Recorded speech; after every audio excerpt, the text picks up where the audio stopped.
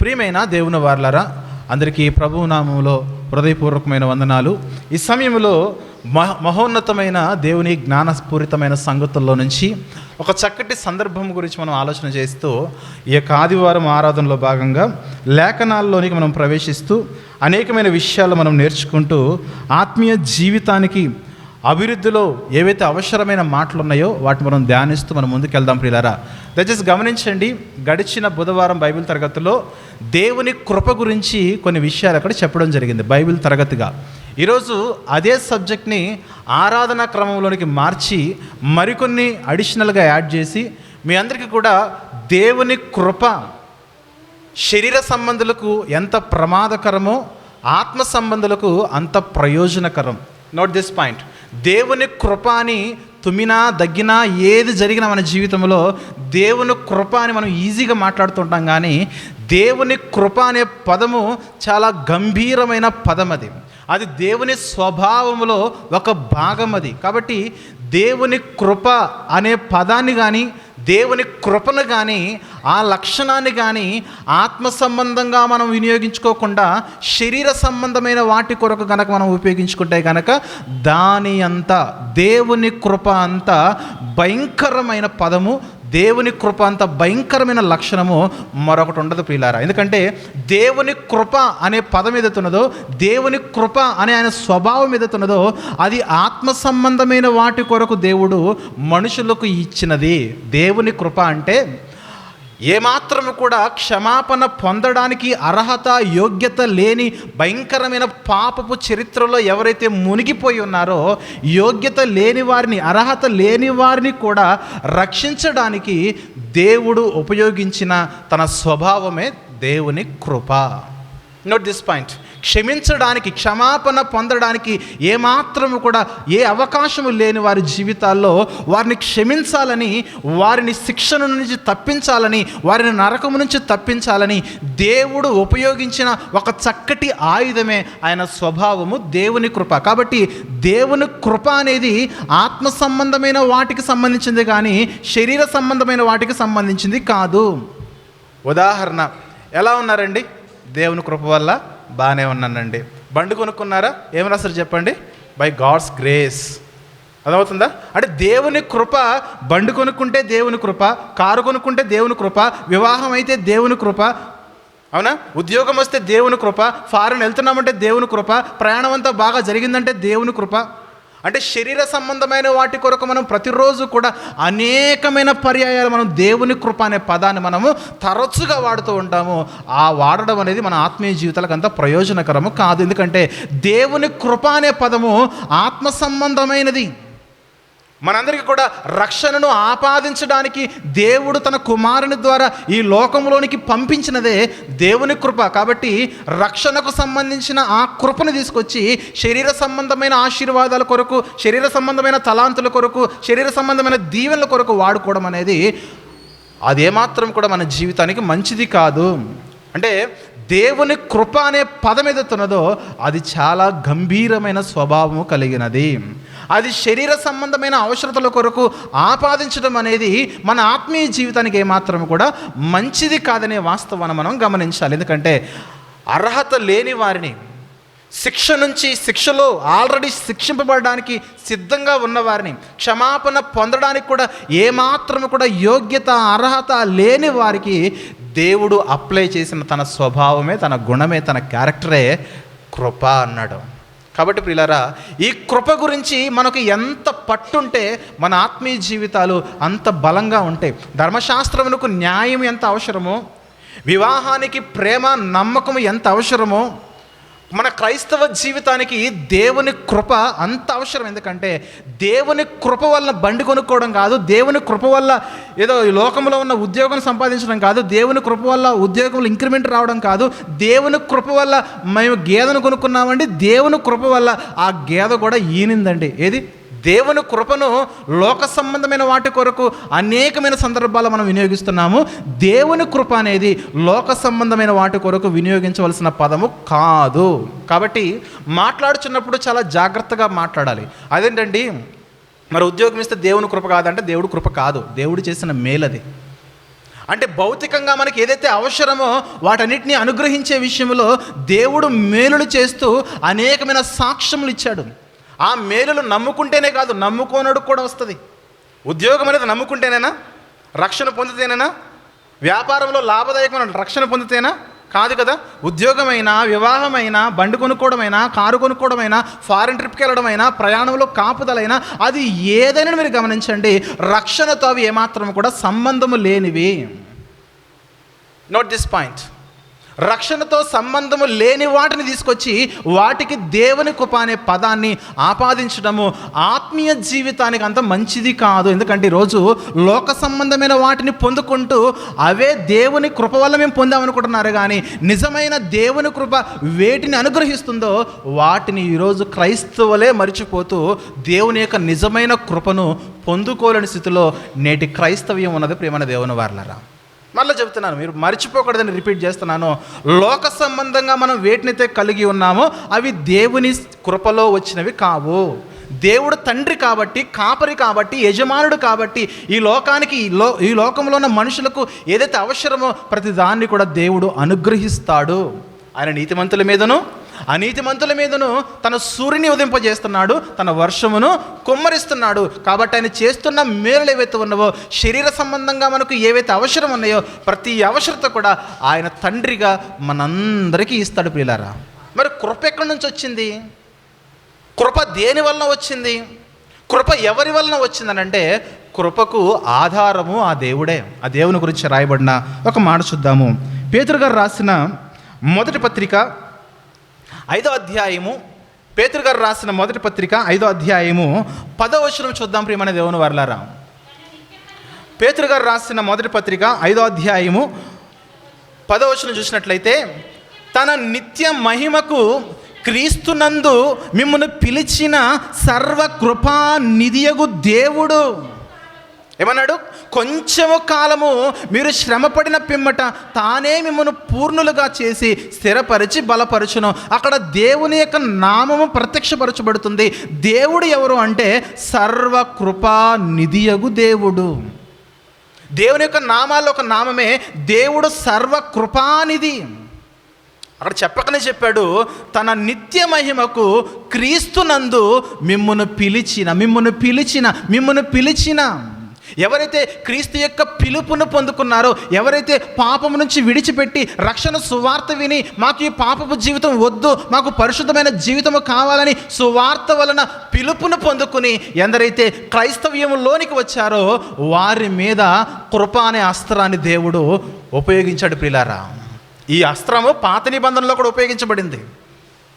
దేవుడు ఇశ్రాయేలును ఐగుప్తుల నుంచి బయటకు తీసుకొచ్చిన తర్వాత వారికి ఆహారం అడిగితే మన్నానిచ్చాడు, నీళ్ళు అడిగితే వారికి దాహం అయితే నీళ్ళు ఇచ్చాడు. వారు కోరిన ప్రతిదీ ఇస్తూ ఉంటే దేవుని మీద గొనుక్కున్నారు, దేవుని మీద సనుక్కున్నారు.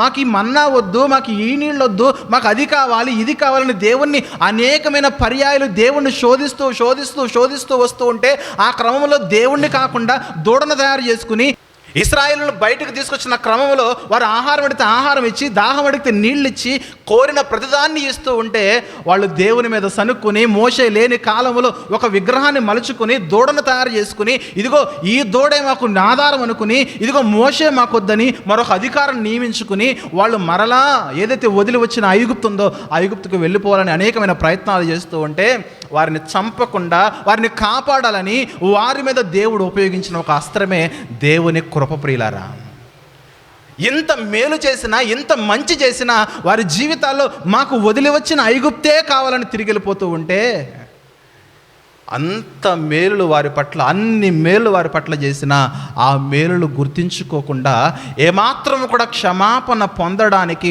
అర్హత లేని స్థితిలోనికి ఇశ్రాయేలు వెళ్ళిపోతూ ఉంటే వారి మీద దేవుడు ఉపయోగించిన తన స్వభావము, తన క్యారెక్టరే కృప. ప్రియులారా, ఇక కృపను ప్రయోగించిన తర్వాత కూడా ఎవరైతే నిలబడలేదో వారిని తీసేశాడు. దేవుని యొక్క ఆలోచన విధానం గమనించండి. ముందుగా అర్హత లేని వారిని తీసుకొచ్చాడు, ఎన్నో సదుపాయాలను ఇచ్చాడు, వారు మారాలని ఎన్నో అవకాశాలను ఇచ్చాడు. తర్వాత కృపను ప్రయోగించాడు. ఆ కృపను వినియోగించుకోకపోతే నాట్ దిస్ పాయింట్, కృపను ఎవరైతే వినియోగించుకోలేదో వారిని దేవుడు చంపేశాడు. అందుకే కృపను ఉపయోగించుకోవాలి. కృప అనేది శరీర సంబంధమైన వాటి కొరకు కాదు, కానీ కృప అనేది ఆత్మ సంబంధమైన వాటి కొరకు. దీని గురించి నెహెమ్యా గారు మాట్లాడుతున్నారు. చూద్దాం ఒకసారి. నెహెమ్యా గ్రంథములోని 9వ అధ్యాయము. నెహెమ్యా గ్రంథములోని 9వ అధ్యాయము. ప్రియులారా, మీరు 15వ వచనం నుండి చదవండి. నేను 17వ వచనం చూస్తున్నాను. 17వ వచనం లేదా 16వ వచనం కూడా. నెహెమ్యా గ్రంథము 9వ అధ్యాయము 16వ వచనం చూస్తే, అయితే వారును మా పితరులను గర్వించి లోబడ నొల్లక నీ ఆజ్ఞలకు చెవియొగ్గ పోయిరి. 15వ వచనంలో వారికి ఆహారం ఇచ్చాడు, నీళ్ళు ఇచ్చాడు, వారు కోరిన వాటి నుండి కూడా ఇచ్చాడని ఉంటుంది. 16వ వచనంలో దేవుని యొక్క మాట వినకుండా గర్వించి లోబడ నొల్లక దేవుని ఆజ్ఞలకు చెవియొగ్గక పోయిరి. 17వ వచనంలో వారు విధేయులగుటకు మనసు లేని వారై తమ మధ్య నీవు చేసిన అద్భుతములు జ్ఞాపకము చేసుకొనక తన మనసును కఠినపరుచుకుని తాముండి వచ్చిన దాస్యపు దేశమునకు తిరిగి వెళ్ళుటకు ఒక అధికారిని కోరుకుని నీ మీద తిరుగుబాటు చేసిదిరి. నాయన, నువ్వు వాళ్ళ కొరకు ఎన్నో ఇచ్చావు నాయన, ఎన్నో మేలులు చేశావు. ఆహారం అడిగారు, మరి ఏదన్నా మరి దాహానికి నీళ్ళు అడిగారు, కోరిన ప్రతిదాన్ని ఇచ్చినా సరే వారి హృదయాల్లో గర్వించి మరలా ఐగుప్తుకి వెళ్ళిపోవడానికి ఒక అధికారిని వారు నియమించుకుంటూ ఉంటే, అప్పుడు నీవేం చేసావు అంటే కోపగించుకోకుండా అయితే నీవు క్షమించుటకు సిద్ధమైన దేవుడవు. ఏమి క్షమించాడు అక్కడ? మనుషుల యొక్క అపరాధములు క్షమించాడు, మనుషుల యొక్క పాపములు క్షమించాడు. నీవు క్షమించుటకు సిద్ధమైన దేవుడవు, దయా వాత్సల్యతలు కలవాడవు, దీర్ఘశాంతమును బహు కృపయు గలవాడవై ఉండి వారిని విసర్జింపలేదు. ఇక్కడ మన కృప అనే పదాన్ని ఎందుకు వినియోగించుకోవాలంటే క్షమాపణ పొందడానికి వినియోగించుకోవాలి. దేవుని కృప వల్ల నేను ఈరోజు త్రాగుబోతుగా లేనండి అనాలి మనం. దేవుని కృప వల్ల పబ్బు కల్చర్లో లేనండి నేను. దేవుని కృప వల్ల, ఇదిగో దేవుడు కృపలో నేను ఉండడం వల్ల ఒక తాగుబోతుగా లేను, తిరుగుబోతుగా లేను, ఒక హింసకుడుగా లేను, ఒక దోషకుడుగా లేను, ఒక హానికరుడుగా లేను, లేదంటే సువార్తను ప్రకటించే స్థితిలో ఉన్నాను. దేవుని కృప వల్ల ఒక మంచి ఆత్మీయ జీవితాన్ని కొనసాగిస్తున్నానని ఎలాంటి మాటలు రావాలే కానీ దేవుని కృప వల్ల ఏదో సంపాదించుకున్నామండి, దేవుని కృప వల్ల ఇల్లు కట్టేసుకున్నామండి, దేవుని కృప వల్ల జాబ్ వచ్చేసిందండి, దేవుని కృప వల్ల ఆస్తులు సంపాదించుకున్నామండి, వ్యాపారంలో లాభం వచ్చిందండి. నో. దేవుని కృప అనేది శరీర సంబంధమైనది కాదు. దేవుని కృప అనేది పాపము నుండి ఒక మనిషిని విడిపించేదే దేవుని కృప. ఆల్రెడీ శిక్షలోనికి జారిపోతున్న నిన్ను మరలా వెనకకు తీసుకుని వచ్చి ఒక మంచి శాశ్వతమైన వాగ్దానం కొరకు నిన్ను తయారు చేసేదే దేవుని కృప. కాబట్టి దేవుని కృప గురించి మనం ఎంత జాగ్రత్తగా ఎక్కువ అవగాహన కలిగి ఉంటే మన ఆత్మీయ జీవితాలకు అంత మంచిది. Note this point. ఎందుకంటే తరచుగా మనం మాట్లాడుతూ ఉంటాం బండ్ల మీద, కార్ల మీద, బై గాడ్స్ గ్రేస్ అండి. నేను అడుగుతున్నాను, నువ్వు దేవుని కృప వల్ల బండి కొనుక్కుంటే ఒక అన్యజనుడు ఎవరి కృప వల్ల కొనుక్కున్నాడు? మనకు తెలుసా దేవుని కృప అంటే? దేవుని కృప అనే పదం తెలుసా? తెలియదు కదా. మరి నీవు ఆయన ఒకటే అనుకుంటే ఏంటి ఆయనకి నీకున్న తేడా ఏంటి చెప్పు. సో దేవుని కృప అనేది శరీర సంబంధమైన అవసరాలు తీర్చేది కాదు. దేవుని కృప అనేది ఎవరు క్షమాపణ పొందడానికి కూడా అర్హత లేకుండా ఉన్నారో వారిని క్షమించుటకు దేవుడు తన కృప అనే ఆయుధము స్వభావం వల్ల మనల్ని క్షమిస్తున్నాడు. ప్రియులారా, అది గమనించాలి. క్రిస్టియానిటీ ఈ కృపను ఎందుకు వాడుకోవాలి? కృప అనే ఆయుధాన్ని దేవుడు ఎక్కడ వినియోగిస్తున్నాడంటే ఆహారం ఇచ్చేటప్పుడు కాదు, నీళ్ళు ఇచ్చినప్పుడు కాదు, ఇల్లు ఇచ్చినప్పుడు కాదు, స్థలం ఇచ్చినప్పుడు కాదు, భూభాగం ఇచ్చినప్పుడు కాదు, అవేవి కాదు, కానీ రక్షణ ఇవ్వడానికి దేవుడు కృప అనే పదాన్ని ఉపయోగించడం. దాని కంటిన్యూషన్ మనం చదివినట్లయితే 18వ వచనంలో, వారు ఒక పోతదూడను చేసుకుని ఐగుప్తులో నుండి మమ్మల్ని రప్పించిన దేవుడు ఇదే అని చెప్పి నీకు బహు విసుగు పుట్టించినను వారు ఎడారిలో ఉండగా నీవు బహు విస్తారమైన కృప గలవాడవై వారిని విసర్జింపలేదు. కృప.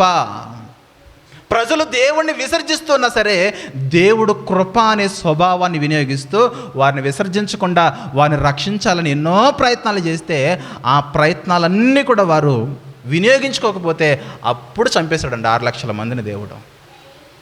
మీదేం దేవుడు అండి, వచ్చారు 6 లక్షల మంది చంపేశాడు అంటే నో.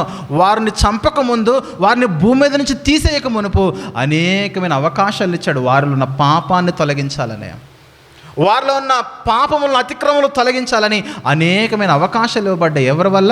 దేవుని కృప వలన. ప్రియమైన దేవుని వాళ్ళరా, గమనించగలగాలి. కృప అనే పదము మనుషుల యొక్క రక్షణకు సంబంధించినది, అంతేగాని శరీర సంబంధమైన ఈవులను పొందుకునేది కాదు కృప అంటే.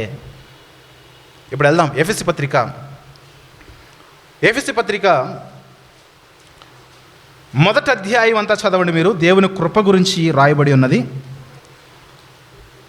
ఎఫెసీ పత్రిక మొదటి అధ్యాయము 4వ వచనము ఒకసారి చదువుదాం. 4-6 వచనాల్లో, ఎట్లనగా తన ప్రియుని యందు తాను ఉచితముగా మనకు అనుగ్రహించిన తన కృపా మహిమకు, ఈరోజు మనం ఏర్పరచబడ్డామంటే, ఈరోజు మనం క్రైస్తవులుగా మారామంటే దేవుని పేరుని చెప్పండి, సర్వకృపానిధి. ఆ కృపానిధి అయిన దేవుని యొక్క మహిమకు, ఆ కృపా మహిమకు కీర్తి కలిగినట్లు తన చిత్త ప్రకారమైన దయా సంకల్పము చొప్పున యేసుక్రీస్తు ద్వారా తనకు కుమారులుగా స్వీకరించుటకై మనను ముందుగా తన కోసము నిర్ణయించుకుని, మనము తన ఎదుట పరిశుద్ధులమును నిర్దోషులమై ఉండవలనని జగత్తు పునాది వేయబడకమునిపే ప్రేమ చేత ఆయన క్రీస్తులో మనను ఏర్పరచుకొని కృపచేత మనము ఏర్పరచబడ్డాము. Note this point. కృప అనేది రక్షణ జీవితానికి సంబంధించింది. పాపమును విడిచి పరిశుద్ధతలోనికి నడిపించడానికి దేవుడు వాడినదే తన కృప, అంతేగాని లోకములో ఉన్న వస్తువులను సంపాదించుకోవడానికి కాదు, లోకములో ఆస్తులను సంపాదించుకోవడం కాదు, లోకములో బిల్డింగ్లు కట్టుకోవడానికి కాదు, లోకములో అభివృద్ధి కొరకు కృప కాదు. 7వ వచనం చదివితే, 7వ వచనంలో, దేవుని కృప మహాదైశ్వర్యమును బట్టి ఆ ప్రియుని యందు ఆయన రక్తము వలన మనకు విమోచనము. ఏంటండి? యేసుక్రీస్తు వలన మనకు విమోచనము కలిగింది. ఆ విమోచనం దేన్ని బట్టి అంటే దేవుని కృప మహాదైశ్వర్యమును బట్టి. కృప అనే పదాన్ని రక్షణకు వినియోగించారు ప్రియులారా. కానీ ఈరోజు తుమ్మిన, దగ్గిన, అటుపోయినా ఇటుపోయినా, ఏది చేసినా, ఏది పొందుకున్నా అన్నిటికీ దేవుని కృప అనేస్తున్నారు. చూడండి, దేవుని కృప ఎవరైతే పాపములను విడిచిపెట్టి పాపముల్లో నుండి విమోచింపబడ్డారో, విమోచన పొందడానికి దేవుడు ఉపయోగించిందే దేవుని కృప. పాపాల నుంచి విడిపించబడడానికి, క్షమాపణ పొందడానికి కృప, కానీ ఈ లోకంలో దేన్నో సంపాదించుకోవడానికి కాదు దేవుని కృప. ఇన్నిసార్లు చెప్తున్నానంటే, భవిష్యత్తులో లోక సంబంధమైన వాటి కొరకు కాకుండా ఈ ఆత్మీయ జీవితం కొరకు దేవుని కృప అనే పదాన్ని మనం వాడాలి. ఆ దేవుని కృపను వాడడం కాదు కానీ గుర్తించాలి.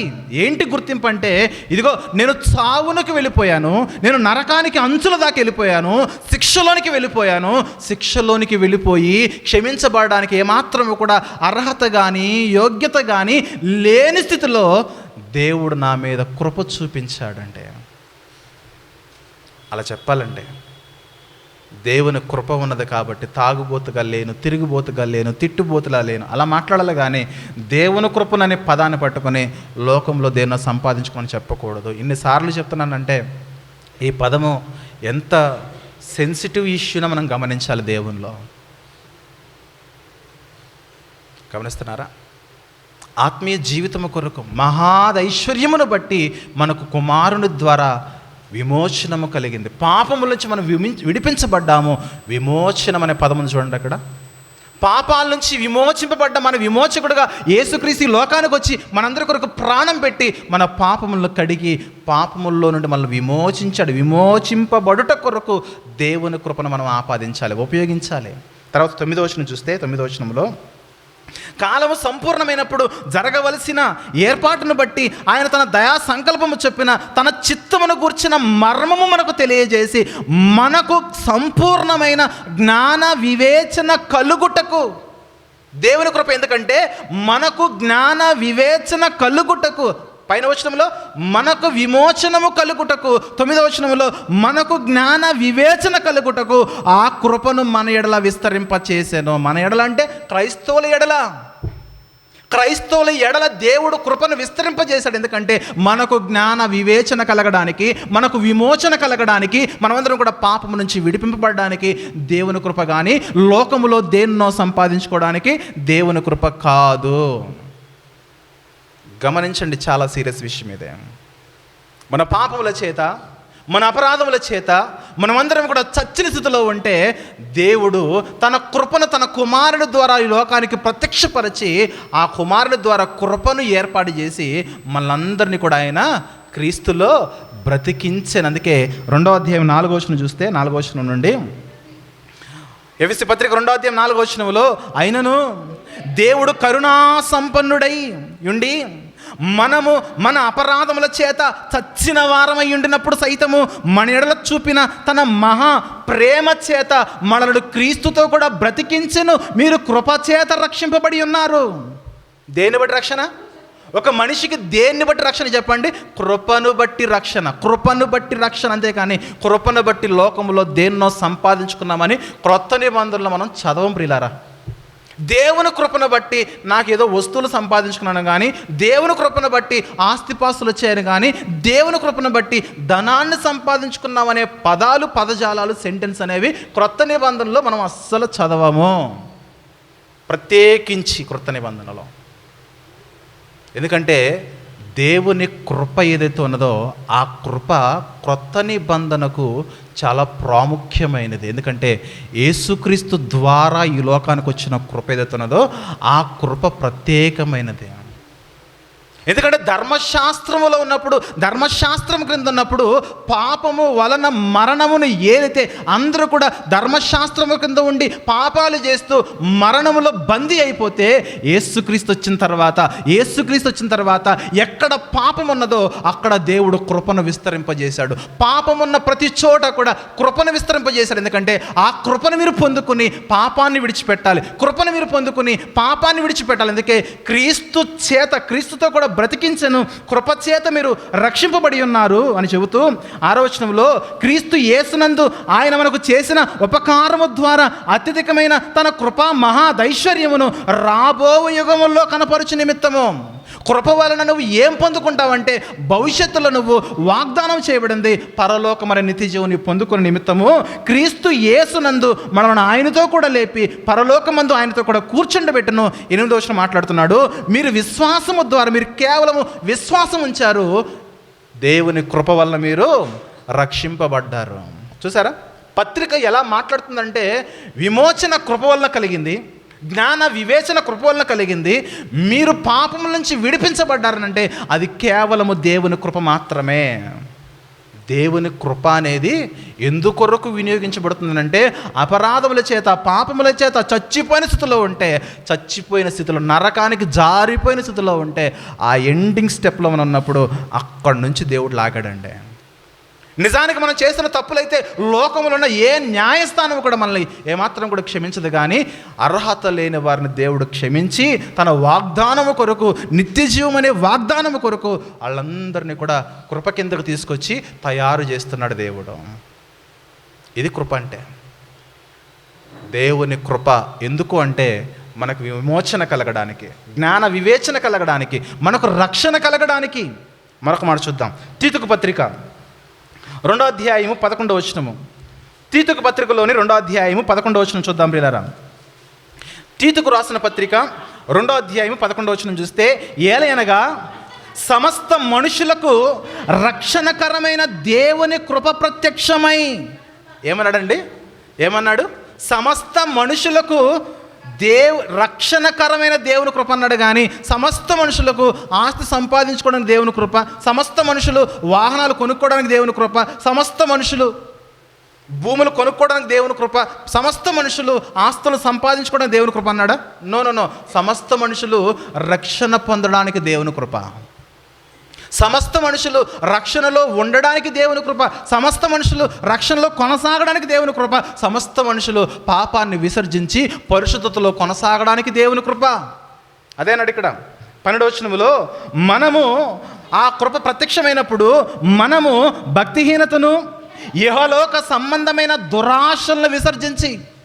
బైబిల్ ఎంత క్లారిటీగా బోధిస్తుందంటే దేవుని కృప గురించి చదవడంలో, వినడంలో, బోధించడంలో మనము పొరపాటు పడుతున్నాము. కానీ దేవుని కృప ఎందుకంటే యెహోలోక సంబంధమైన దురాశల కొరకు కాదు. దేవుని కృప కింద నిజముగా బ్రతుకుచున్న వారు ఎలా ఉంటారంటే భక్తిహీనతను ఉండదు, యెహోలోక సంబంధమైన దురాశలు కలిగి ఉండరు, శుభప్రదమైన నిరీక్షణ కలిగి ఉంటారు. అనగా మన మహాదేవుడును మన రక్షకుడైన యేసుక్రీస్తు మహిమ యొక్క ప్రత్యక్షత కొరకు ఎదురు చూస్తారు. ఈ లోకములో స్వస్థబుద్ధితోనూ, నీతితోనూ, భక్తితోనూ బ్రతుకుచుండవలనని మనకు కృప బోధించుచున్నది. కృప ఏమి బోధిస్తుందంటే, నాయన దుర్నీతి వదిలిపెట్టు, భక్తిహీనత వదిలిపెట్టు, ఇహలోక సంబంధమైన దురాశలు విసర్జించి లోకములో పరిశుద్ధంగా బ్రతుకు నాయన, భక్తిని సంపాదించు, నీతిని సంపాదించు, ఇలాంటి వాటివి చెప్పేదే దేవుని కృప. ఒక మాట చెప్పిన, మీరు దేవుని కృప కింద ఉన్నారు కాబట్టి ఇలాంటి మాటలు వినగలుగుతున్నారు. చాలామంది చాలా సంఘాల్లో ఇలాంటి మాటలు లేవు. సో లేరు కాబట్టి దానికి అర్థం ఏంటంటే వాళ్ళు నిజమైన దేవుని కృప కింద లేరు అనే అర్థం. Note this point. దేవుని కృప కింద ఉన్నవారు ఎల్లప్పుడూ కూడా పాపమును గురించి, నీతిని గురించి, తీర్పును గురించి ఒప్పించబడుతూ ప్రతిరోజు కూడా పాపమును గురించి ఆలోచిస్తూ, ఇదిగో పాపము చేస్తున్నాను లేదా అని చెక్ చేసుకుంటూ పాపాన్ని విసర్జిస్తారు. వారి మీద దేవుని కృప ఉంటుందండి. భక్తిహీనతను, ఇహలోక సంబంధమైన దురాశలు విసర్జించి నీతిని, భక్తిని, పరలోక సంబంధమైన పౌరసత్వాన్ని ఎవరైతే కోరుకుంటారో వారి మీద కృప ఉంటుంది. ఆ కృప అది బోధిస్తుంది. కృప అది బోధిస్తుంది, పాపము నుంచి దూరం జరగండి, భక్తులు మీరు కొనసాగించని బోధించేదే దేవుని కృప. మరి ఈరోజు దేవుని కృపను ఎందుకు ఉపయోగించుకున్నారు చెప్పండి? దేవుని కృపను ఎందుకు ఉపయోగించుకున్నారు చెప్పండి? Same formula. ఈ లోక సంబంధమైన అవసరతల కొరకు, అది ఉద్యోగమే, వ్యాపారమే, ఆస్తే, పొలాలే, పంటలే, ఏదైనా అనుకోండి, దేవుని కృప. తుమ్మినా, దగ్గినా, గేదె ఈన్నా, ఆవి ఈన్నా, మేకలు ఈన్నా, ఏది దేనికైనా సరే దేవుని కృప వల్ల పింపుల్స్ తగ్గిపోయినాయండి. పెద్ద జోక్ అది, నిజం. సాక్ష్యాలు చెబుతారండి. ఇదిగో ఇక్కడికి వచ్చిన తర్వాత ఏం పొందుకున్నారంటే, దేవుని కృప వల్ల మా అయ్యగారు ప్రార్థన చేస్తే నా పింపుల్స్ అన్నీ తగ్గిపోయినాయండి. దేవుని కృప ఎలాంటి వాటికి ఉపయోగిస్తున్నారు విన్నారు. కొంతమంది సేవకులు దేవుని కృపను ఎలాంటి వాటి కొరకు వినియోగిస్తున్నారు లోకంలో అంటే, వాళ్ళు ఎంత ఆత్మీయ జీవితంలో దిగజారిపోతున్నారో వారు కానీ సంఘము కానీ. అందుకే ఈ సంఘాన్ని దేవుడు ప్రేమించి కృప యొక్క అర్థము చెబుతున్నాడు. జాగ్రత్తగా గమనించాలి. గమనిస్తే మనకు మంచిది, మన ఆత్మీయ జీవితాలకు మంచిది. తర్వాత 3వ అధ్యాయము 3వ వచనం నుండి 7వ వచనం వరకు నాన్ స్టాప్గా చదువుకుంటూ వెళ్దాము. చూడండి, ఎందుకంటే నెక్స్ట్ చాలా సందర్భాలు ఉన్నాయి, కొన్నిటిని మీ జ్ఞాపకాలకు తీసుకెళ్తాను. ఫాస్ట్గా వెళ్ళిపోతాను అనుకోవద్దు, మీరు గమనించండి. అర్థమయ్యే రీతిలోనే వాక్యము బోధించబడుతూ ఉన్నది. గమనించండి. 3వ అధ్యాయం 3వ వచనములో, ఎందుకనగా మనము కూడా మునుపు అవివేకులము, మునుపు అవిధేయులము, మునుపు మోసపోయిన వారము, మునుపు నానా విధములైన దురాశలకు, మునుపు భోగములకు దాసులమై ఉండిన వారము, దుష్టత్వమునందు ఉన్నవారము, అసూయనందు ఉన్నవారము, కాలాన్ని వృధాగా గడిపిన వారము, అసహ్యులమై ఒకరినొకడు ద్వేషించుచూ ఉన్నవారం మునుపు మనము. ఎప్పుడైతే మన జీవితాలకు కృప ప్రవేశించిందో ఈ అసహ్యమైన కార్యాలన్నీ తొలగిపోయాయి. 4వ వచనములో, మన రక్షకుడైన దేవుని యొక్క దయయు మానవుడల ఆయనకున్న ప్రేమయు ప్రత్యక్షమైనప్పుడు మనము నీతిని అనుసరించి చేసిన క్రియల మూలంగా కాక తన కనికరము చొప్పుననే పునర్జన్మ సంబంధమైన స్నానము ద్వారా పరిశుద్ధాత్మకు నూతన స్వభావం కలగజేయడం ద్వారాను మనం రక్షించెను. ఇక్కడ కూడా కృప ఎందుకంటే రక్షణ కొరకే. బాప్తిసం తీసుకున్నామంటే దేవుని కృప అండి, చర్చికి రాగలిగామంటే దేవుని కృప అండి, వాక్యం వినగలుగుతున్నామంటే దేవుని కృప అండి, వాక్యం చదవగలుగుతున్నామంటే దేవుని కృప అండి, అబద్ధాలు ఆడట్లేదంటే దేవుని కృప అండి, వ్యభిచారం చేయట్లేదంటే దేవుని కృప అండి, మందు మానేసామంటే దేవుని కృప అండి, కైనీలు మానేసామంటే దేవుని కృప అండి, పాపము నుంచి నేను దూరంగా జరిగిపోయానంటే అది దేవుని కృప అండి అని. పాపముల గురించి ఎవరు మాట్లాడరంటే దేవుని కృప దగ్గర? ఆ కృప అనే పదాన్ని పాపము దగ్గర ఎందుకు మాట్లాడరు? ఇక్కడ మాట్లాడుతున్నాడు. మునుపు అవివేకులు, అవిధేయులు, దురాశలు, ఎన్నో భయంకరమైన చెడ్డ కార్యాలు చేశాము. అయితే దేవుని కృప వల్ల 6వ వచనంలో, మనము ఆయన కృప వలన నీతిమంతులమని తీర్చబడి నిత్య జీవన గురించిన నిరీక్షణ బట్టి ఆ కృపకు మనము వారసుల మగుటకై, ఆ నిత్య జీవనకు మనం వారసులగుటకై ఆ పరిశుద్ధాత్మ రక్షకుడైన యేసుక్రీస్తు ద్వారా ఆయన మన మీద ఆ కృపను సమృద్ధిగా కుమ్మరించెను. రక్షణ పొందడానికే కృప, రక్షణ పొందడానికే కృప. ఆ కృప ఎవరి వలన వచ్చింది లోకానికి? యేసుక్రీస్తు వలన వచ్చింది లోకానికి. ధర్మశాస్త్రము క్రింద ఉన్న కృపను మనుషులు ఉపయోగించుకోలేదు. ఒక మనుషుని ద్వారా ఈ లోకంలోనికి పాపము ద్వారా మరణము ఎలాగైతే ప్రవేశించిందో, ఆ పాపం వల్ల అందరూ అపరాధులు అయిపోతున్న కాలంలో దేవుడు ఒక్క మనుషుని ఎన్నుకొని ఈ లోకములోనికి కృపను ప్రవేశపెట్టెను. ఆ మనుషుడే యేసుక్రీస్తునే నరుడు. యోహాను సువార్త 1వ అధ్యాయములో 17వ వచనం చూసినట్లయితే,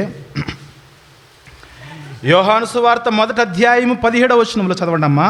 ధర్మశాస్త్రము మోషే ద్వారా అనుగ్రహింపబడెను, కానీ కృపా సత్యము మాత్రము యేసుక్రీస్తు ద్వారా కలిగింది. ధర్మశాస్త్రము మోషే ద్వారా అయితే కృప సత్యం అనేది కృపా సత్య సంపూర్ణుడు అంటాం. ఎందుకంటే కృప ఆయన వలన కలిగింది, కృప ఆయన తీసుకుని వచ్చాడు, కృప ఆయన ద్వారా కలిగింది. ఆయన లేకపోతే కృప అనే పదము లేదు, ఆయనే లేకపోతే కృప అనే కార్యానికి అర్థం కూడా లేదు. యేసుక్రీస్తు లేకపోతే కృప లేదు. ప్రియమైన దేవుని వారలారా, యేసుక్రీస్తు లేకపోతే కృప అసలు అవకాశం లేదు. ఎందుకంటే యేసుక్రీస్తు లోకానికి వచ్చి మన కొరకు మరణించి ప్రాణం పెట్టి సిలువలో రక్తము కార్చి, ఆ కార్చబడిన రక్తం వల్ల మనల్ని కడిగాడు. కాబట్టి ఆ రక్తం వల్ల మనం విమోచింపబడ్డాము, వివేచన జ్ఞానమును కలిగి ఉన్నాము, రక్షణ పొంది ఉన్నాము, పాపాలను విసర్జించగలుగుతున్నాం. ఇదంతా ఎవరి వలన సాధ్యమవుతుందంటే యేసుక్రీస్తు వలననే. యేసుక్రీస్తు వలననే కృప ఈ లోకానికి ప్రత్యక్షమైనదే. రోమపత్రిక 5వ అధ్యాయము, రోమిలకు రాసిన పత్రిక 5వ అధ్యాయము 12వ వచనం చూద్దాం ఒకసారి.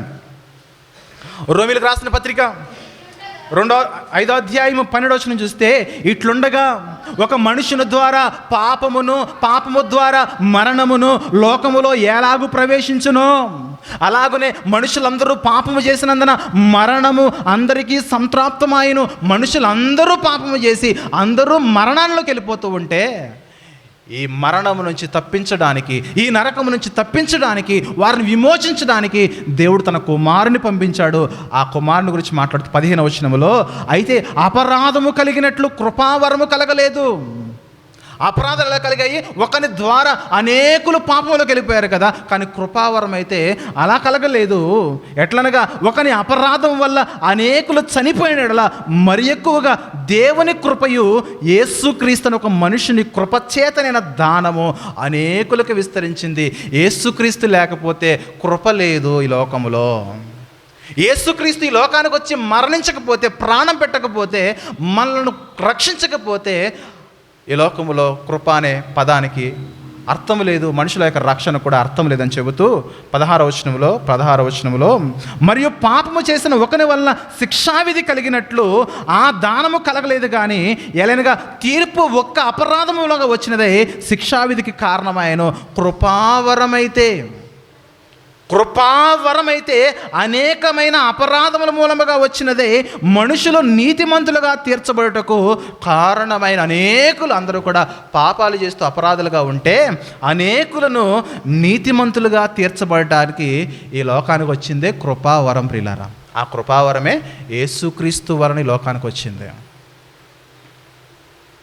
ఒక మనుషుడు ఆదాము తప్పు చేస్తే తన వలన లోకమందరికీ మరణము సంప్రాప్తి అయితే, ఆ మరణములోనికి అందరూ ఏ భేదము లేదు, అందరూ పాపము చేసి దేవుడు అనుగ్రహించి మహిమను పొందలేకపోతే వెళ్ళిపోతూ జారిపోతూ క్షమాపణ పొందలేని భయంకరమైన పాపాలకు వెళ్ళిపోతూ ఉంటే, యేసుక్రీస్తుని లోకానికి పంపించి తన కృప అనే ఆయుధాన్ని దేవుడు మనుషుల మీద విస్తరింపచేశాడు. పిల్లరా, అందుకే యేసుక్రీస్తు లేకపోతే ఈ లోకంలో కృప అనే పదానికి అర్థం లేదు.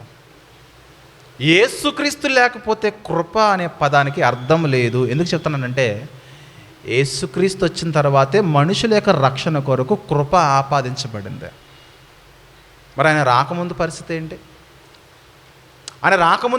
ఏంటి? ఈ లోక సంబంధమైన అవసరతలు ఆయన రాకముందు దేవుడిచ్చాడు, ఈ లోక సంబంధమైన అవసరతలు ఆయన వచ్చిన తర్వాత కూడా దేవుడిస్తున్నాడు. కానీ ఎందుకు మనం ఈ లోక సంబంధమైన అవసరతలు మనం పక్కన పెట్టి కృపను మనం ఎందుకు పట్టుకోవాలి, కృపను మనం ఎందుకు ఉచ్చరించాలనంటే, పాపము నుంచి మనం వైదొలిగిపోవాలి. అది యేసుక్రీస్తు మనకిచ్చిన దానము. కృపచేత మీరు రక్షింపబడ్డారు. చూద్దామా? రోమపత్రిక 3వ అధ్యాయము 23వ వచనంలో, రోమపత్రిక 3వ అధ్యాయం 23వ వచనంలో, ఏ భేదమును లేదు, అందరూ పాపము చేసి దేవుడు అనుగ్రహించు మహిమను పొందలేకపోతున్నారు. కాబట్టి నమ్మువారు ఆయన కృపచేతనే క్రీస్తు యేసునందలి విమోచనము ద్వారా ఉచితముగా నీతిమంతులని తీర్చబడుచున్నారు. కృపచేతనే రక్షణ, కృపచేతనే నీతిమంతులుగా తీర్చబడుతున్నారు. ఎలా జరిగింది చెప్పండి? ఫ్రీ,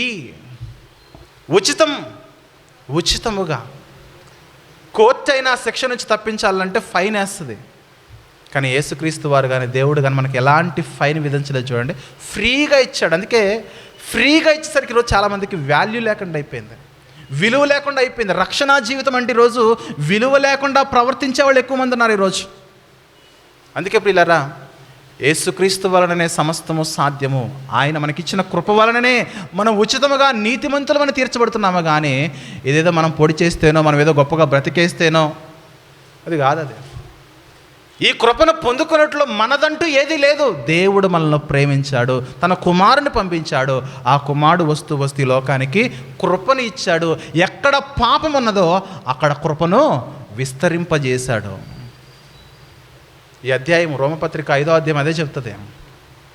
5-6 ఈ అధ్యాయం రోమపత్రిక అంతా కూడా కృప కృప కృప కృప అని మాట్లాడుతుంది. గమనించాలి. దానికి అర్థం ఏంటంటే, మనుషులారా మీ జీవితంలో పాపము నుంచి వైదొలగిపోండి, పాపము చేయకుండా బ్రతకండి, మీరు దేవుని కృపలో మీరు ఉన్నట్లే.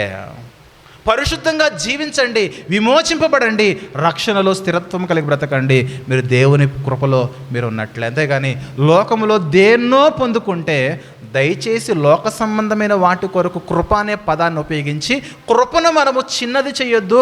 కృప అనేది లోక సంబంధమైన చిన్న చిన్న వాటి కొరకు ఏర్పాటు చేయబడినది కాదు.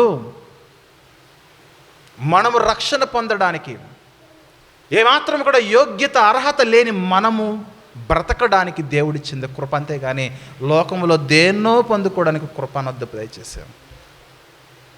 ఎంత మొదట తినగలుగుతున్నామంటే దేవుని కృప అని అంటున్నాం. ఆ కృపతో సంబంధం లేకుండా దేవుడిని పోషిస్తాడు. ఆయన నీతిమంతుల మీద అనీతిమంతుల మీద సూర్యుని వర్షాన్ని కుమ్మరిస్తూ అందరికీ ఆహారం ఇస్తున్నాడు. ఆయన కీర్తనకారుడు మాట్లాడతాడు, నాయనా సర్వజీవులు నీ వైపు చూస్తున్నాయి నాయన, నీవు వాటిని పోషిస్తూ అందరికీ ఉపకారిగా ఉన్నావు నాయన. సర్వజీవులకు ఆహారం ఇచ్చేది దేవుడు. అక్కడ కృపను అప్లై చేయొద్దు ఫుడ్ తినడానికి కానీ, ఈ లోకంలో మనం జీవించడానికి కానీ. రక్షణ రక్షణ రక్షణ జీవితాన్ని కాపాడుకోవడానికి, రక్షింపబడడానికి, రక్షణలోకి రావడానికి, బాప్తిసం పొందడానికి, పాపాన్ని విడిచిపెట్టడానికి, ఈ యొక్క రక్షణ జీవితంలో కొనసాగడానికి దేవుని కృప ప్రత్యేకమైనది పిల్లలు. అందుకు ప్రత్యేకించబడింది దేవుని కృప. అది దేవుడు మనకి ఫ్రీగా ఇచ్చాడు. ఇప్పుడు మన దగ్గరకు వద్దాం. ఇప్పుడు మన దగ్గరికి రావాలంటే నాకు కొంచెం బలం రావాలి. ఎందుకంటే ఆ బలమే మనందరికీ రోల్ మోడల్ ఒక ఆయన ఉన్నాడు, ది గ్రేట్ అపోస్తులుడైన పౌలు గారు. పౌలు గారి దగ్గరికి వెళ్ళి, నాయనా పౌలా దేవుని కృప వల్ల నువ్వు ఏం పొందుకున్నావు నాయన అంటే, ఐజాక్ నీకు మంచి విషయాలు చెప్తా. దేవుని కృప వల్ల నేను ఏం పొందుకున్నానంటే, ఒకప్పుడు నాకు నా జాతి గొప్పది, నా మతం గొప్పది, నా వంశం గొప్పది, నా గోత్రము గొప్పది, నా ఉద్యోగం పరిచయం అది కూడా గొప్పదే, అసలు నా అధికారమే గొప్పది. కానీ దేవుని కృప వల్ల మతాన్ని విడిచిపెట్టాను, జాతిని విడిచిపెట్టాను, హోదాని విడిచిపెట్టాను, గౌరవాన్ని విడిచిపెట్టాను. సరే విడిచిపెట్టావులే, అసలు దేవుని కృప వల్ల నువ్వు ఏమి పొందుకున్నావు నాయన అంటే, 1 తక్కువ 45 దెబ్బలు తిన్నాను నాయన. దేనివల్ల? దేవుని కృప వలన. చూద్దాం ఒకసారి. పౌలు గారు ఈ మైక్ ఎందుకు పెట్టుకున్నానంటే, పౌలు గారు వర్షన్ ఇది. కొరింథీయులకు రాసిన 2వ పత్రిక 11వ అధ్యాయంలో అడుగుదాం, పౌలా నాయనా దేవుని కృప వల్ల నువ్వు ఏం పొందుకున్నావు నాయన అంటే ఆయన అంటున్నాడు. కొరింథీయులకు రాసిన 2వ పత్రిక 11వ అధ్యాయంలో 23వ వచనంలో చూస్తే, దేవుని కృప వలన వారు క్రీస్తు పరిచారకుల వెర్రివాని వలె మాట్లాడుచున్నాను. నేను మరి ఎక్కువగా క్రీస్తు పరిచారకుడును, మరి విశేషముగా ప్రయాసపడి తిని. ఎందుకు ప్రయాసపడ్డావు నాయన అంటే, దేవుని కృప వల్ల ప్రయాసపడ్డాను నేను. తర్వాత అనేక పర్యాయములు చెరసాల్లో ఉంటిని. అర్థమవుతుందా? చెరసాల నుంచి బయటకు వస్తే దేవుని కృప కాదు, చెరసాల్లోనికి వెళితే దేవుని కృప. దేని కొరకు? సువార్త కొరకు పౌలు గారు తన జీవితాన్ని అప్పగించుకున్నాడు. అది దేవుని కృప. పౌలు గారు సువార్త కొరకు తన జీవితాన్ని అప్పగించుకున్నాడు. అసలు నన్ను అడిగితే యేసుక్రీస్తు కృపను స్థాపించిన తర్వాత చరిత్రలో అత్యధికమైన కృపను పొందింది ఎవరనంటే పౌలు గారే. అందుకే ఆయనే రోల్ మోడల్. నాయనా పౌలా, నీ జీవితంలో దేవుని కృప ఎలా పొందావంటే, చెరసాల. దేనివల్ల అంటే, దేవుని కృప నాలో ఉండడం వల్ల. తర్వాత అనేక పర్యాయములు చెరసాల్లో ఉంటని, అపరిమితముగా దెబ్బలు తింటిని, అనేక మార్లు ప్రాణాపాయంలో ఉంటని, యూదుల చేత 5 మార్లు 1 తక్కువ 40 దెబ్బలు తింటిని. దేనివల్ల ఈ దెబ్బలు? దేనివల్ల చెరసాల జీవితం చెప్పండి? దేవుని కృప పౌలు గారి మీద ఉండడం వల్ల. ముగింపులోకి చెబుతా. ఎందుకు ఏమిటనేది ముగింపులో చెబుతా. పౌలు గారు ఎందుకు అలాంటి కఠినమైన పరిస్థితులకు వెళ్ళిపోతున్నాడంటే అనేకులను రక్షించడానికి దేవుని కృప కిందకి వెళ్ళిపోయాడు. దేవుని కృప కిందకి వెళ్ళిపోయి దేవుని కృప చేత నడిపించబడుతూ ఉన్నప్పుడు ఆ నడిపించబడుతున్న క్రమములో అనేకమైన పర్యాయాలు చెరసాల్లోకి వెళ్ళిపోయాడు, ప్రయాసంలోకి వెళ్ళిపోయాడు, దెబ్బలు తిన్నాడు, ప్రాణాపాయ స్థితిలోకి వెళ్ళిపోయాడు, దెబ్బలు తిన్నాడు. 25వ వచనంలో ముమ్మార్లు బెత్తములతో కొట్టబడి తిని, ఒకసారి రాళ్లతో కొట్టబడి తిని, ముమ్మారు ఓడ పగిలిపోయింది, శ్రమ కలిగింది, రాత్రింబగళ్ళు సముద్రంలో గడిపాను, అనేకమైన పర్యాయాలు ప్రయాణముల్లోనూ, నదుల వలన ఆపదల్లోనూ, దొంగల వలన ఆపదల్లోనూ, నా స్వజనుల వలన ఆపదల్లోనూ, అన్ని జనుల వలన ఆపదల్లోనూ, పట్టణములోను ఆపదల్లోనూ, అరణ్యములు ఆపదలు, సముద్రములు ఆపదలు, కపట సహోదరుల ఆపదలను, ప్రయాసముతోనూ కష్టముతోను, తరచుగా జాగరణములతోనూ, ఆకలి దప్పికలతోనూ, తరచుగా ఉపవాసముతోను, చలితోనూ, దిగంబరత్వముతో ఉంటని ఇంకనూ చెప్పవలసినవి అనేకములు ఉన్నవి. ఇవిగాక సంఘాల గురించి నాకు అనేకమైన చింత కలిగి ఉన్నది. ఇంత బాధ నాకు ఎందుకంటే ఇదిగో నా జీవితము దేవుని కృప కిందకు వచ్చింది కాబట్టి. దేవుని కృప కిందకు వచ్చిన వారి జీవితాలు ఇలాగే ఉంటాయి. అర్థమవుతుందా? దేవుని కృప కిందకు వచ్చాడు పౌలు గారు. ఇన్ని కష్టాలు అనుభవిస్తూ పరిచర్య చేస్తూ ఆ కృపకు తన్ను తాను అప్పగించుకొని ఆయన అంటున్నాడు ఇదిగో అయినను నేను ఏమై ఉన్నానో అది కేవలము దేవుని కృప వలనే. 1 కొరింథీ 15వ అధ్యాయము 10వ వచనము. 1 కొరింథీలకు రాసిన మొదటి పత్రిక 15వ అధ్యాయము 10వ వచనం చదవండి ఒకసారి. ఎందుకంటే ఈ రెండో పత్రికలో 11వ అధ్యాయం మీకు ఎందుకు ముందు చూపించానంటే ఈ మొదటి పత్రికలో 15వ అధ్యాయంలో మాట్లాడుతున్నాడు 10వ వచనములో, అయినను నేను ఏమై ఉన్నానో అది దేవుని కృప వలనే అయి ఉన్నాను. అడగండి, పౌలా నువ్వు ఏమై ఉన్నావు నాయన అంటే ఇదిగో చెరసాల జీవితం నాయన. పౌలు గారు తన జీవితంలో పరిచర్యకు వచ్చిన తర్వాత చెరసాలలోనే ఎక్కువ కాలం ఉన్నాడు. ఆపదలు, స్వజనులు, అన్ని జనులు, సహోదరులు, కపట సహోదరులు, నదులు, సముద్రాల వల్ల అనేకమైన ఆపదల్లో పౌలు గారి జీవితం కలిగి ఉన్నది. అయినను నేను ఏమై ఉన్నానో, అయినను ఏమై ఉన్నానో, ఏమై ఉన్నావు ప్రభు ఏమై ఉన్నావు పౌలా అంటే ఇదిగో ఇన్ని కష్టాలను కలిగి ఉన్నానంటే దానికి కారణము దేవుని కృప నా మీద పుష్కలముగా ఉంది. ఎవరైనా కోరుకుంటారండి ఆ జీవితము? ఎనీబడి ఎవరైనా కోరుకుంటారా ఆ జీవితాన్ని?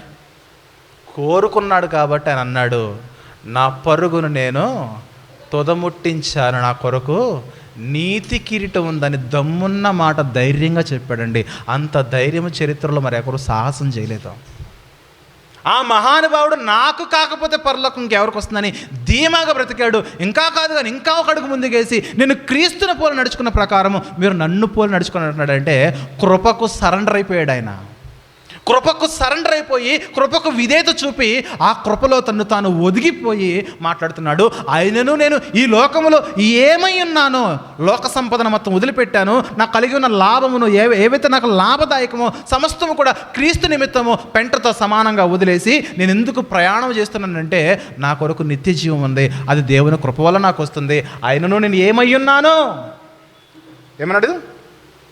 ఆయనను నేను ఏమై ఉన్నానో అది దేవుని కృప వలన అయి ఉన్నాను, మరియు నాకు అనుగ్రహింపబడిన ఆయన కృప నా జీవితంలో నిష్ఫలము కాలేదు. అర్థమవుతుందా? దేవుని కృపట పౌలు గారి జీవితంలో నిష్ఫలము కాలేదట. ఏంటండి మధ్యన బిల్డింగ్ కట్టారనంటే దేవుని కృప అండి. మరి ఎక్కువ కృప ఎవరి దగ్గర ఉంది చెప్పండి? ఎక్కువ కృప ఎవరి దగ్గర ఉంది? టన్నుల కొద్ది కృప ఉంది ఎవరి దగ్గర? పౌలు భక్తుడి దగ్గర. మరి ఆయన ఎందుకు కట్టుకోలేదు? ఏంటంటే మధ్యన పెద్ద కారు కొన్నారంటే దేవుని కృప అండి. కృప దేని కొరకు? లోకము చేత విసర్జింపబడి అనేకమైన ఆత్మలను రక్షించడానికి పౌలు గారు ఎలాగైతే ప్రభు యొక్క కృపను వినియోగించుకున్నాడో మనం కూడా ఆ కృపను వినియోగించుకోవాలి. ఈ లోకంలో దేవుని కృప అనే దాన్ని లోక సంబంధమైన వాటి కొరకు ఎన్నో రకాలుగా ఉపయోగిస్తున్నారు. పౌలు గారు అంటున్నారు, ఈరోజు నేను ఈ స్థితిలో ఉన్నానంటే ఏ స్థితిలో? చెరసాల జీవితము, ఖైదు జీవితము, అనేక బంధువులు, చిన్నోడు కొట్టేవాడు, పెద్దోడు కొట్టేవాడు, పనికొచ్చేవాడు కొట్టేవాడు, పనికిరానివాడు కొట్టేవాడు. పౌలు గారు వెళ్ళిన ప్రతి ప్రాంతంలో దోషనే, ప్రతి ప్రాంతంలో శ్రమే, ప్రతి ప్రాంతంలో దెబ్బలే. అయినను నేను ఏమై ఉన్నానో వీటన్నిటిని పొందుకుంటున్నానంటే నా మీద ఏముంది చెప్పండి? దేవుని కృప ఉన్నది. మనం పొందుకోవట్లేదంటే మనం ఇదేం లేదు చెప్పండి? లేదు. నిజం ఇదే. అంటే బైబిల్ క్రిస్టియానిటీకి ప్రస్తుత క్రైస్తవ్యానికి ఎంత వ్యత్యాసం ఉన్నదో గమనించాలి. బైబిల్ క్రిస్టియానిటీ ఏదైతే ఉన్నదో తమ చరస్థి రాసులను నమ్మి సువార్త కొరకు వారి జీవితంలో కర్పూరము వలె కొవ్వొత్తు వలె కరిగిపోతూ అనేకులకు సువార్తను ప్రకటించారు. లోకములో దేనిని కోరుకోలేదు కానీ పరలోకాన్ని కోరుకుని ఈ లోకములో యేసుక్రీస్తు సేవే గొప్ప భాగ్యమని ఎంచుకుని ఈ లోకములో ముందుకెళ్ళిపోయారు. కృప దానికి సంబంధించిన పదం అదే. ఈ లోకములో నశించిపోతున్న వారి కొరకు మన ఆత్మలు కూడా రక్షించుకున్నట్టు కొరకు ఈ యొక్క జీవితాన్ని వినియోగించాలి. ఎవరు కృపను అలా ఉపయోగించుకుంటారో, ఎవరు తమ జీవితాన్ని కృప కిందకు తీసుకెళ్తారో అప్పుడు దేవుని కృప అనేది మన జీవితాల్లో నెరవేరుతున్నట్టు ప్రియులారా.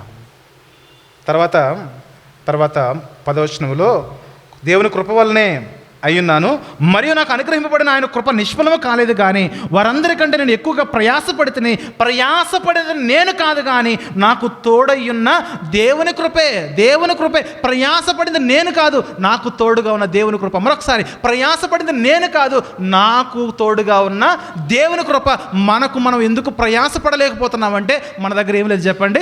దేవుని కృప 1% కూడా లేదు.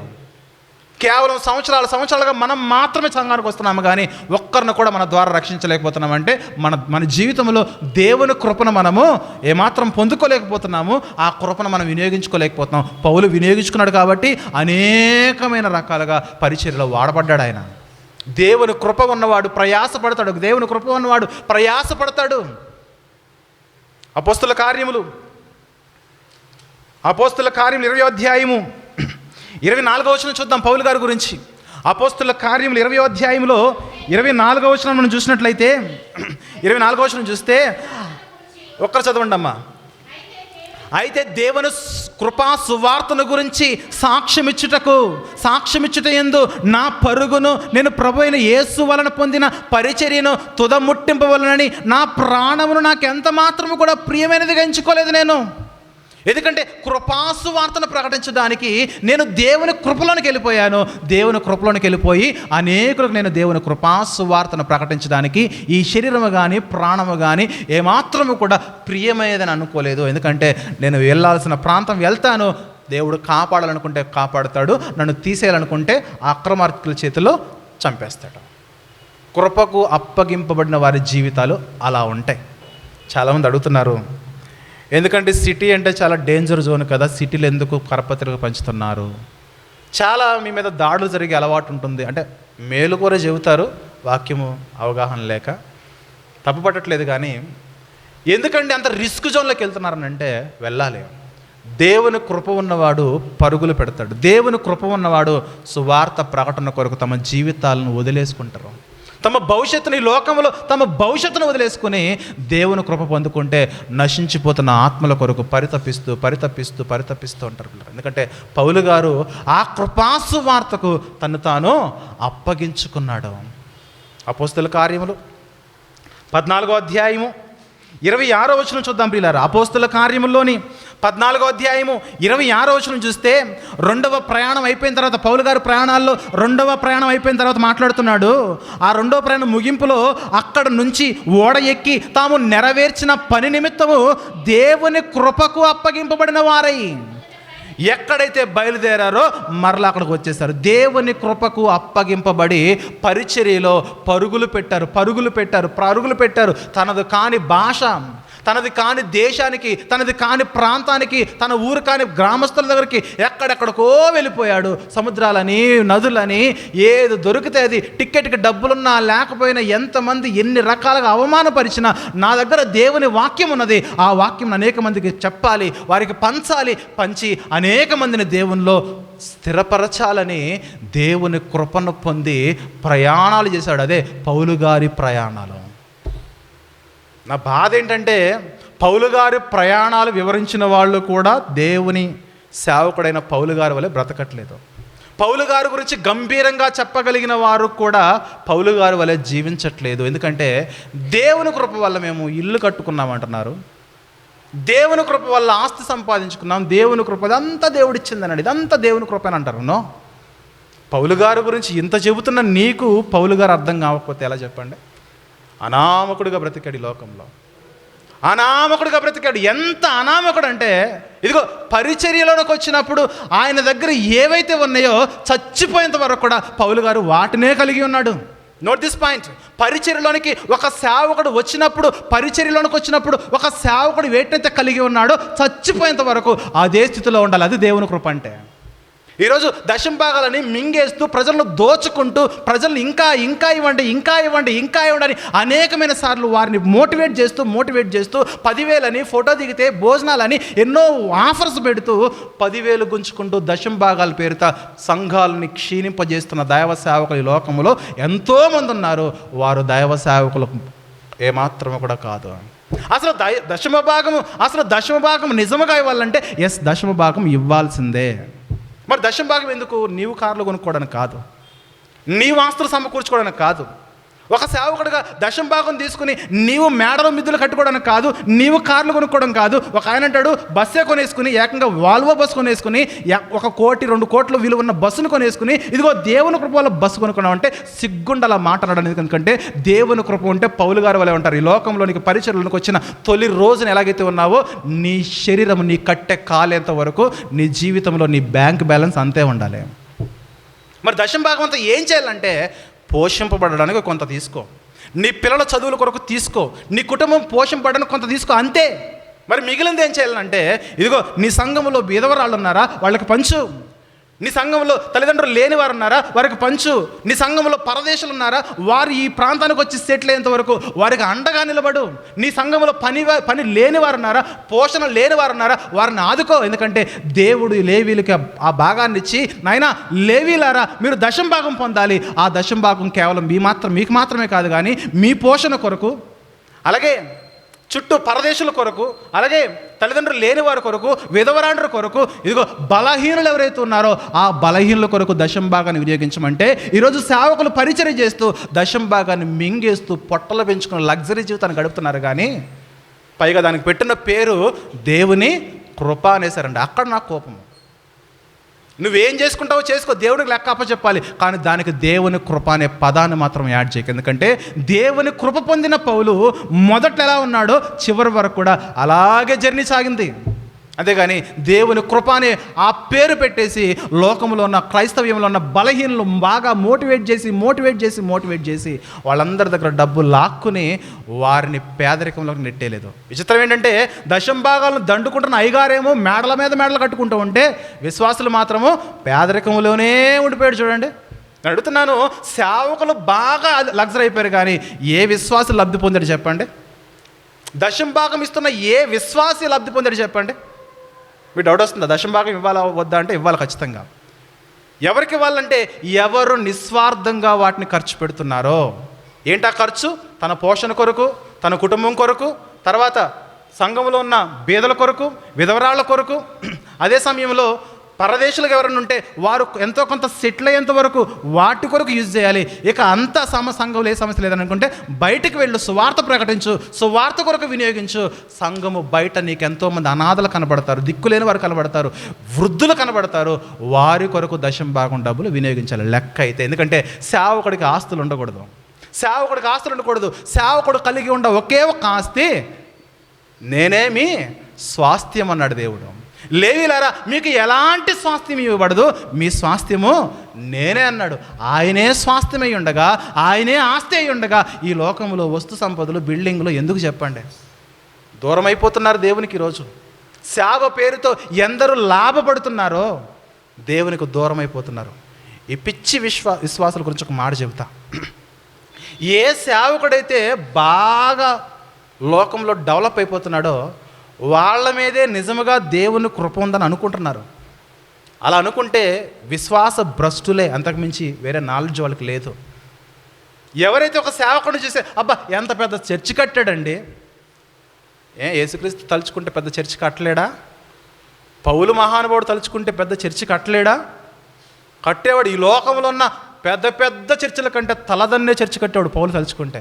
ఆయన ఒక్క మాట చెబితే సంగమా ఇదిగో మీ చరస్థిరాస్తులు అమ్మి ఇవ్వండి చర్చి కట్టాలంటే పెద్ద చర్చి కట్టేవాడు. అందుకే సంగమ చర్చిని చూడకండి, దేవుని మాటలు వినండి ఫస్ట్.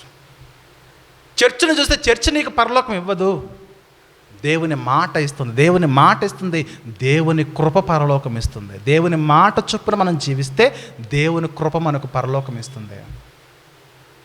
ఈరోజు దశమ భాగాలన్నీ కూడా నిష్ప్రయోజనం అయిపోతున్నాయి. ఎక్కడో టీవీలో ఉండి వాక్యం చెప్తే ఆ సేవకుడికి కానుక పంపిస్తారు. మరి నీ ఇంటి చుట్టూ తిరుగుతున్నాడే, బండ్లో పెట్రోల్ కొట్టించుకోవడానికి కూడా డబ్బులు లేక నీ ఇంటి చుట్టూ తిరుగుతున్నాడే, ఆ సేవకుడికి నువ్వేమిస్తున్నావు? దశమ భాగం ఇవ్వాలంటే ఖచ్చితంగా ఇవ్వాలి. ఇవ్వకపోతే దేవుడు తొక్క తీసేస్తాడు, జాగ్రత్త. ఎందుకంటే నాకు అవసరమై చెప్పట్లేదు, నా పంతా ఫస్ట్ నుంచి నేను ఒకటే చెప్తా. నా నా నా యొక్క ఆలోచన విధానం ఫస్ట్ నుంచి చెబుతున్నా.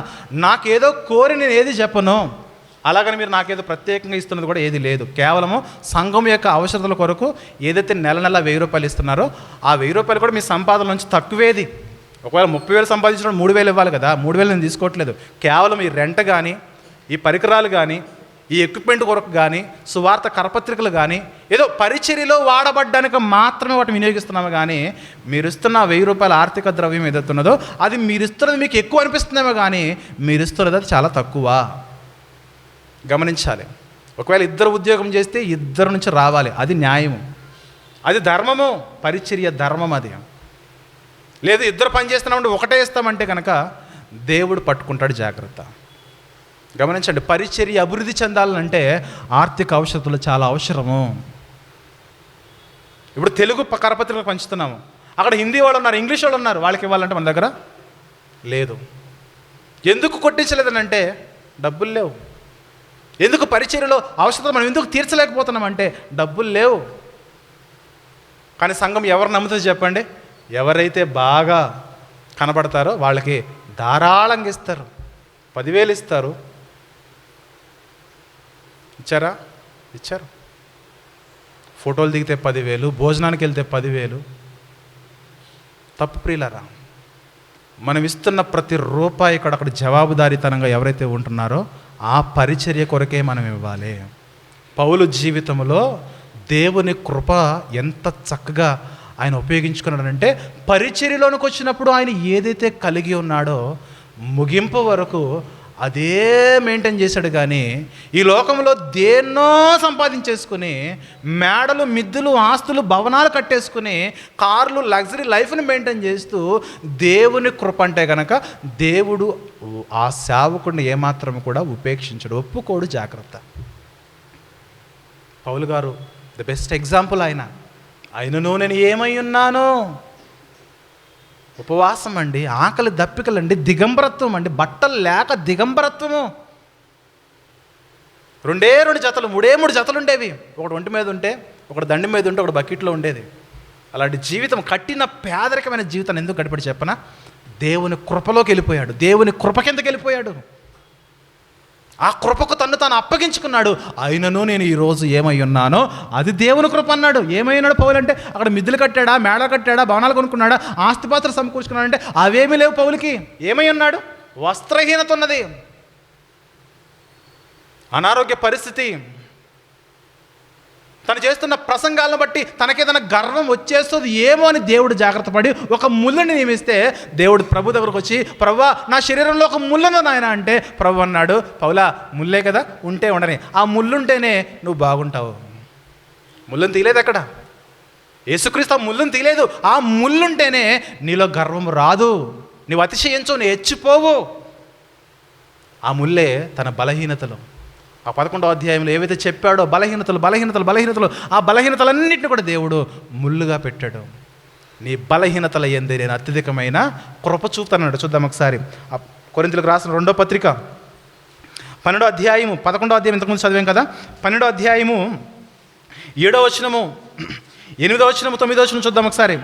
నాకు కలిగిన ప్రత్యక్షతలు బహు విశేషముగా ఉన్నందున నేను అత్యధికముగా హెచ్చుపోకుండా నిమిత్తము, నేను చేసిన పరిచర్యను బట్టి నా హృదయంలోనికి గర్వము రాకుండా నిమిత్తము, నాకు శరీరంలో ఒక ముళ్ళు నేను అత్యధికముగా హెచ్చిపోకుండా నిమిత్తము నన్ను నలగగొట్టుటకు సాతాను యొక్క దూతగా ఉంచబడెను. అది నా యొద్ద నుండి తొలగిపోవాలని దాని విషయమై ముమ్మారు ప్రభువుని వేడుకుంటుని. అప్పుడు ప్రభు సమాధానం ఇచ్చాడు. ఏమని సమాధానం ఇచ్చాడంటే, ప్రభా పౌలా ముళ్ళు తీస్తానని లేదు, కానీ ముళ్ళ ఉంటే ఉండని, అందుకు నా కృప నీకు చాలును, బలహీనత యందు నా శక్తి పరిపూర్ణమగుచున్నదని ఆయన నాతో చెప్పాను. కాగా క్రీస్తు శక్తి నా మీద నిలిచియుండు నిమిత్తము విశేషముగా నా బలహీనతల యందే బహు సంతోషముగా అతిశయపడుదు. ఇదంతా దేనివల్ల అంటే నా కృప నీకు చాలునన్నాడు ప్రభు.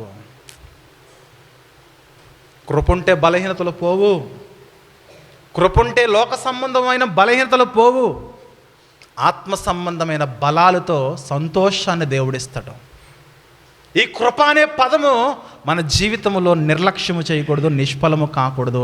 ఈ కృప అనే పదము శరీర సంబంధమైన వాటి కొరకు కాదు, కానీ ఈ కృప అనే పదము ఆత్మ సంబంధమైన వాటి కొరకు. ఈ ఆత్మ రక్షింపబడ్డానికి, పాపం నుంచి విడిపించబడ్డానికి, విమోచింపబడ్డానికి, సువార్తను ప్రకటించడానికి కృప కలిగి ఉన్నవాడు మౌనముగా ఉండలేడు. కృప కలిగి ఉన్నవాడు సువార్తను ప్రకటించడంలో పరుగులు పెడతాడు. పౌలు గారు చేసింది అదే. రోమపత్రిక మొదటి అధ్యాయము 7వ వచనం చదువుదాం ప్రియులారా.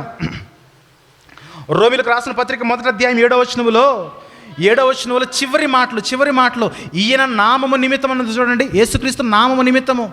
రోమపత్రిక మొదటి అధ్యాయం 7వ వచనంలో ఈయన నామము నిమిత్తము సమస్త జనులు విశ్వాసమునకు విధేయులగునట్లు యేసుక్రీస్తు ద్వారా మేము కృపను అపోస్తులత్వము పొందితిమి.